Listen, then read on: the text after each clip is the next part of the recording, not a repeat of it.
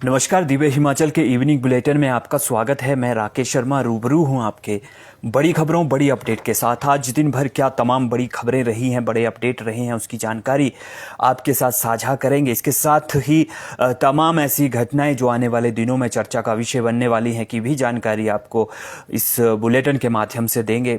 Bulletin की शुरुआत headline के साथ करते हैं। टीजीटी स्कूल प्रवक्ता प्रमोट हो गए हैं। कितनी संख्या है, कितने ये अध्यापक हैं। प्रमोशन का इंतज़ार लंबे समय से था और अब जाकर के ये प्रमोशन हुई है, तो ये बड़ा तोहफा टीजीटी और स्कूल प्रवक्ताओं के लिए है। और कितने प्रवक्ता प्रमोट हुए हैं, पूरी जानकारी साझा करेंगे। इसके साथ ही स्मार्ट वर्दी की बात करेंगे। स्कूलों में स्मार्ट वर्दी जो अब आगामी दिनों में वितरित होने वाली है, उसके लिए क्या प्लान बनाया जा रहा है।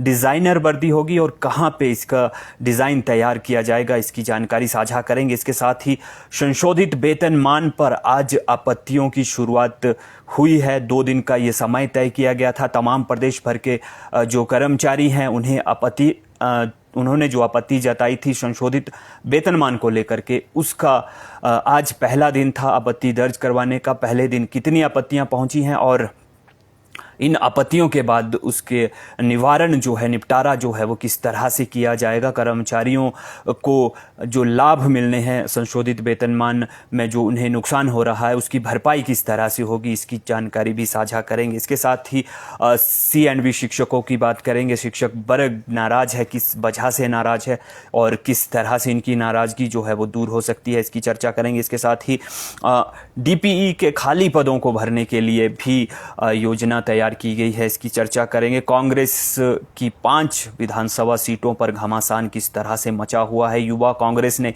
इन 5 सीटों को किस तरह से फंसा के रखा हुआ है, इसकी बात करेंगे।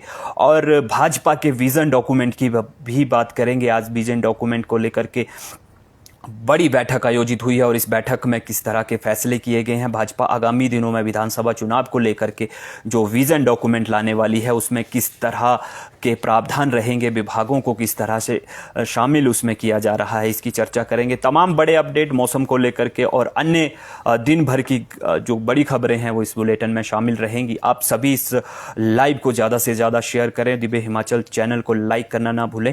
और बुलेटिन की शुरुआत मौसम के साथ ही करते हैं। मौसम को लेकर के 16 सितंबर तक की बात कही गई है। 16 सितंबर तक मौसम के खराब रहने की संभावना जताई गई है। हालांकि 16 सितंबर के बाद मौसम साफ होना शुरू होगा और इसके साथ ही जो बारिश का दौर फिलहाल चला हुआ है वो भी थमने की कहीं ना कहीं संभावना आगामी 16 सितंबर के बाद बनने वाली है।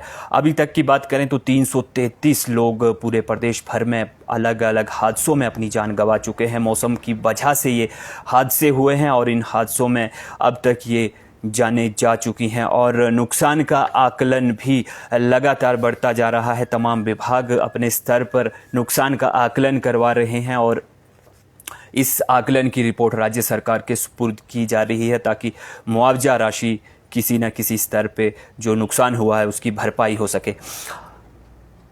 बात ऊना में हुए एक हत्याकांड की करते हैं। गोली मार करके युवक की हत्या कर दी गई है। अब से कुछ ही समय पहले का ये मामला है। इस हत्याकांड में 2 गोलियां युवक की छाती पर लगी हैं और इसके बाद इसे घायल अवस्था में अस्पताल ले जाया गया था, जहां युवक ने दम तोड़ दिया है। और ऊना के दुल्हेड़ का ये मामला है। दुल्हेड़ में ये टैक्सी ऑपरेटर का काम करता था। इस बीच जब ये दुकान में बैठा हुआ था, 2 बाइक सवार युवकों ने इसके ऊपर हमला किया। गोलीबारी हुई और 2 गोलियां इस युवक की छाती में लगी। इसके बाद घायल अवस्था में अस्पताल ले जाया गया, जहां इसने दम तोड़ दिया है। पुलिस ने मामला दर्ज कर लिया है और जो 2 युवक फरार हुए हैं, जो आरोपी हैं, बाइक सवार थे, उनकी तलाश शुरू कर दी गई है। और इसके साथ ही बात शिक्षा विभाग की करते हैं। शिक्षा विभाग की बड़ी बैठक आज आयोजित हुई है और इस बैठक में तमाम ऐसे फैसले लिए गए हैं जो आगामी दिनों में शिक्षा का कायाकल्प करने वाले हैं। और इन फैसलों में सबसे बड़ा फायदा स्कूल लेक्चरर न्यू को होने वाला है। इसमें 530 पदों को भरने की बात कही गई है। प्रमोशन जो लंबे समय से फंसी हुई थी, उसके लिए भी रास्ता अब साफ हो गया है। डेडलाइन तय कर दी गई है। खास तौर पे डीपीई की बात करें तो 350 डीपीई के जो पद हैं उनके भरने के लिए जो डेडलाइन है 24 नवंबर की तय की गई है। 24 नवंबर तक ये तमाम पद भर लिए जाएंगे और जो प्रमोशनें फंसी हुई हैं उन पर भी फैसला जो है आगामी 24 नवंबर तक कर लिया जाएगा। ये आज शिक्षा सचिव की अगुवाई में बैठक आयोजित हुई है और इस बैठक में ही ये डेडलाइन तय की गई है। इसमें बड़ी बात स्कूल भवनों के निर्माण को लेकर के भी सामने आई है। इसमें 10 करोड़ 70 लाख रुपए का प्रावधान किया गया है। 10 करोड़ 70 लाख रुपए से आगामी दिनों में स्कूल भवनों का कायाकल्प किया जाएगा। जो स्कूल भवन जर्जर हालत में हैं उनका पूर्ण उद्धार किया जाएगा। इसके साथ ही नए निर्माण के भी जो रास्ते हैं वो खोले जाएंगे। इसके साथ ही लैब अटेंडेंट जो ग्रेड पे और पे बैंड का मुद्दा उठा रहे हैं उसको लेकर के भी वित्त विभाग को मामला भेजा गया है। ये शिक्षा विभाग की तरफ से कहा गया है। लैब अटेंडेंट को लेकर के बड़ा मामला लंबे समय से ये फंसा हुआ था। अब इसे वित्त विभाग के पास भेजा गया है ताकि समाधान जो है लैब अटेंडेंट का वो भी हो सके और इस भर्ती को लेकर के शैक्षणिक योग्यता को भी बढ़ाया गया है। अब शैक्षणिक योग्यता 10वीं के बजाय 10+2 इसमें तय कर दी गई है। इसके साथ ही जो डीपीई के पद खाली हैं स्कूलों में उनके लिए 24 नवंबर की तारीख जो है वो तय की गई है। 24 नवंबर तक ये सभी पद जो हैं वो भर लिए जाएंगे और प्रमोशन की प्रक्रिया भी इस दौरान शुरू की जाएगी। स्मार्ट वर्दी की बात करते हैं। स्कूलों में स्मार्ट वर्दी अब मिलने वाली है छात्रों को और इसके लिए national Institute of Fashion designing से सुझाव मांगे गए हैं। किस तरह की ये वर्दी होगी, किस तरह से इसे डिज़ाइन किया जाएगा।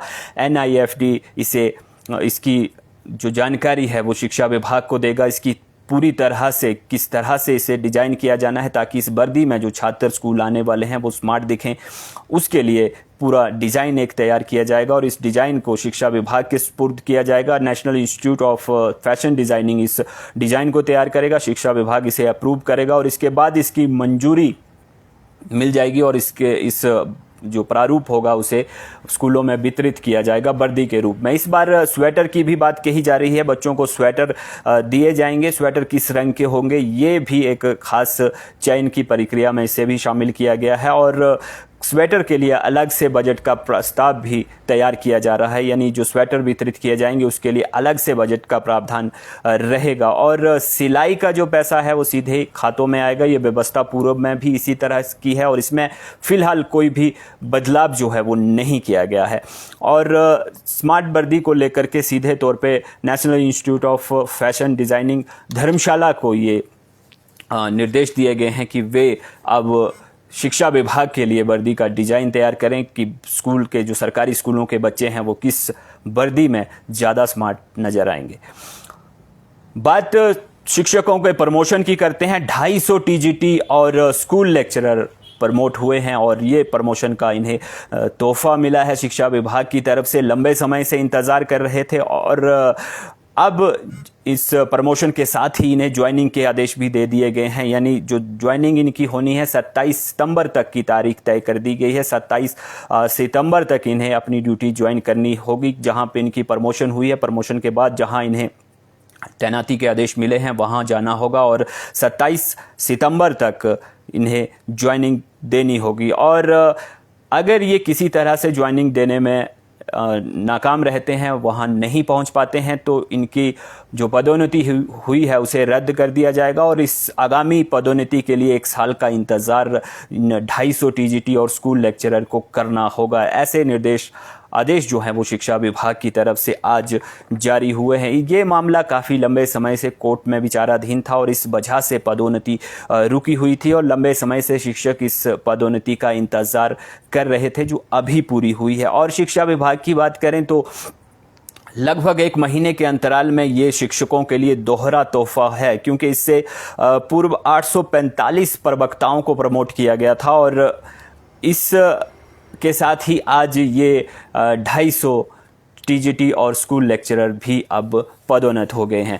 बात करुणा मूलकों की करते हैं। करुणा मूलकों की भर्ती को लेकर के अब बड़ी बात सामने आई है। क्लास सी में जो भर्तियां करुणामूलकों की होनी है उसमें 5% का कोटा निर्धारित किया गया है और इस कोटे की वजह से करुणामूलकों की भर्तियां लगातार फंस रही हैं। अब करुणामूलक इस बात की मांग प्रदेश सरकार से कर रहे हैं कि 5% के इस कोटे को हटा दिया जाए, एक मुश्त तमाम करुणामूलकों की भर्तियां कर ली जाएं ताकि उन्हें चतुर्थ श्रेणी की तर्ज पर ही कहीं ना कहीं राहत मिल सके। 350 कुल आवेदक हैं, क्लास सी में ये भर्तियां होनी है, लेकिन 5% का कोटा जो निर्धारित किया गया है वो कहीं ना कहीं बड़ी अड़चन का काम इस समय कर रहा है। इसके साथ ही करुणामूलकों का ये भी कहना है कि पिछले 410 दिन से लगातार ये क्रमिक अनशन पर डटे हुए हैं और ये आंदोलन आगामी दिनों में और भी तेज हो सकता है अगर क्लास सी को लेकर के कोई भी फैसला सरकार नहीं लेती है। और क्लास सी को लेकर के अगर फैसला लिया जाता है तो करुणामूलक आंदोलन को समाप्त करके अपने घरों को लौट जाएंगे और ये 1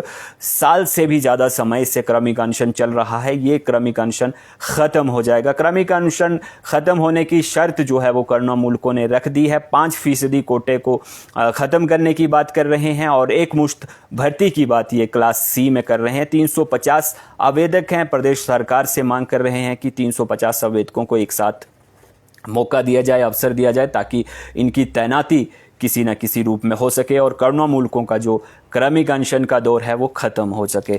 और इसके साथ ही अराजपत्रित कर्मचारी महासंघ की ओर से जो आज आपत्तियां अराजपत्रित कर्मचारी महासंघ कार्यालय में दर्ज करवाई गई हैं कर्मचारियों की तरफ से, उनकी कहते हैं वेतन विसंगति को लेकर के जो विवाद कर्मचारियों में उपजे हुए हैं, जो उन्हें वेतन विसंगति को लेकर के ऐसा महसूस हो रहा है कि उन्हें नुकसान हुआ है, उसकी आपत्तियां 2 दिन तक दर्ज होनी है। सचिवालय में अराजपत्रित कर्मचारी महासंघ का जो कार्यालय है वहाँ पे ये समय दिया गया है ताकि जो तमाम संगठन है, विभिन्न विभागों के जो कर्मचारियों का प्रतिनिधित्व कर रहे हैं, वे अपनी आपत्तियां लेकर के कार्यालय में पहुंच सके और इन आपत्तियों पर भविष्य में चर्चा की जा सके, वित्त विभाग में चर्चा की जा सके और वित्त विभाग से जो मसले हल होते हैं उन्हें कैबिनेट की मंजूरी के बाद इसमें संशोधन किया जा सके। आज पहला दिन था और पहले दिन 15 विभागों से अलग अलग समूहों में कर्मचारी पहुंचे थे अराजपत्रित महासंघ कार्यालय में और यहां उन्होंने अपनी आपत्तियां दर्ज करवाई हैं। और कर्मचारियों की बात करें तो संशोधित वेतनमान की अधिसूचना जारी होने के बाद से ही लगातार कई जो कर्मचारी वर्ग हैं वो इसका विसंगतियों का विरोध कर रहे हैं। उनका कहना है कि विसंगतियां पैदा हुई हैं और इस वजह से उन्हें नुकसान उठाना पड़ रहा है। और महासचिव महासंघ के जो महासचिव हैं राजेश शर्मा, उनका कहना है कि इन आपत्तियों में एक समान गुणांक ना होने की बात भी सामने आई है। इससे लेकर के भी आज जो आपत्तियां दर्ज हुई हैं उसमें इस बात को मुख्य तौर पे कहा गया है और इसके साथ ही सरकार से पुनर्विचार की बात लगातार जो कर्मचारी संगठन आज महासंघ कार्यालय पहुंचे थे वे लगातार इस बात को उठा रहे हैं कि सरकार इस पे पुनर्विचार करे और दोबारा से कर्मचारियों के हित में फैसला लिया जाए। अराजपत्रित कर्मचारी महासंघ के प्रदेश अध्यक्ष अश्वनी ठाकुर ने कहा है कि इस बात को जो है वो वित्त विभाग से जो अभी आपत्तियां 2 दिन में दर्ज होनी, हालांकि अभी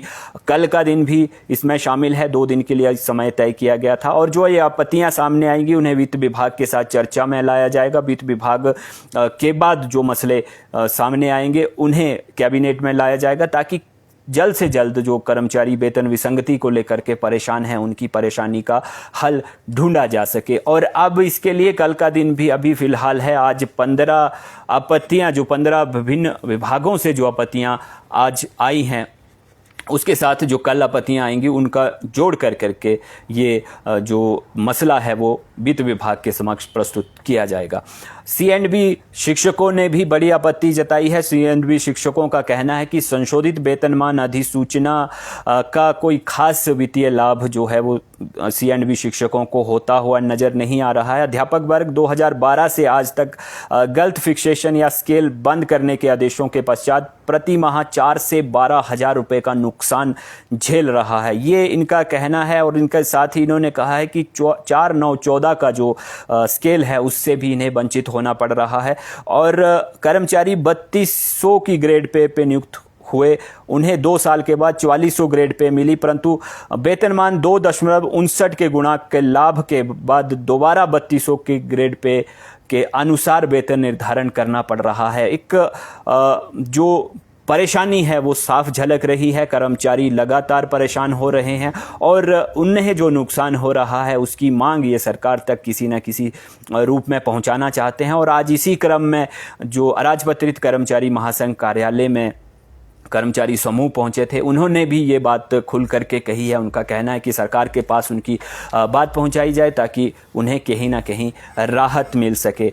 आज ऊर्जा मंत्री सुखराम चौधरी भी शिमला में थे। उन्होंने निःशुल्क बिजली योजना को लेकर के बड़ी बात कही है। उन्होंने कहा कि 125 यूनिट जो निःशुल्क बिजली का प्रावधान किया जा रहा है उसमें 14,62,130 घरेलू उपभोक्ता हैं कुल जिन्हें इस योजना का लाभ मिला है। और इसके साथ ही जो पूर्व में निर्धारित था 40 रुपये फिक्स्ड चार्ज था और इसके साथ ही 15 रुपये मीटर रेंट भी अलग से लिया जाता था, उससे भी इस बार सरकार ने हटा दिया है। यानी जो बिल शून्य है 125 यूनिट से कम है उन्हें किसी भी तरह का मीटर रेंट या अन्य चार्ज नहीं देने पड़ रहे हैं, उनका बिल शून्य आ रहा है। उन्होंने कहा कि हिमाचल 24,567 मेगावाट विद्युत क्षमता है। प्रदेश का जो बिजली उत्पादन है वो 24,567 मेगावाट है और इसमें से